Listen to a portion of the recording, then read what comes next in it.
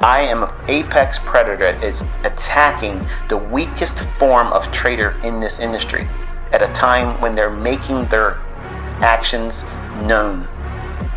Because whatever you can do with the least, if you have a measurable outcome that is more times than not delivered to you based on a model that you're working with, when you do that same procedure over and over again, just like a cookie cutter, you take it and you press it into the dough.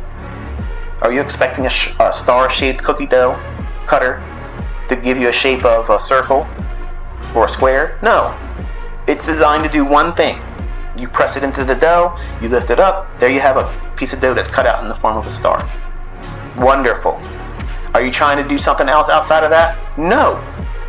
Your job is to find another place where you can find the dough, which is a trade setup, and you're going to press your cookie cutter, which is your mold, or your model rather, press it into that dough and pull it out, and you take home that star-shaped or whatever the shape of that cookie cutter is, whatever your model is, if it's the optimal trade entry, if it's the silver bullet, if it's, anything else.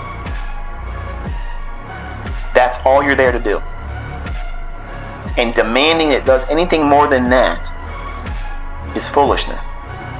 The results that you get from the least amount of leverage from that is irrelevant in the beginning, because you have to get to the point where you can replicate that over and over and over again, more times than not over the course of a month, over the course of a week. And taking that sample set and saying, okay, I have done this for a week, and this is the many transactions I've taken, this is how many that were profitable, this is how many times that were not profitable, this is how much I was able to yield as a net return. Over time, it'll become easier to do it. That's the goal. And you want it to be boring. You know, on Wednesday morning of next week, you're going to go out there and you're going to find 10 handles in S&P. You know you're going to find 30 handles in the NASDAQ. I know that. I absolutely fucking know I'm going to do that. I know I'm going to be able to do that. I can do that. I know tonight when I lay my head down that my thought is not going to be swirling around. Am I going to be able to trade next week? Am I going to be able to pull anything off? Am I going to be able to find a setup? It's a given. It's absolutely given. I'm not worried about that. That is confidence that you cannot appreciate until you have it. And most traders don't have it.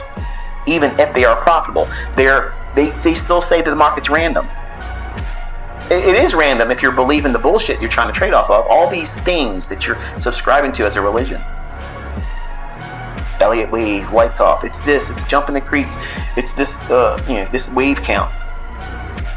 Man, if I had a trade like that, I would not be able to sleep at night.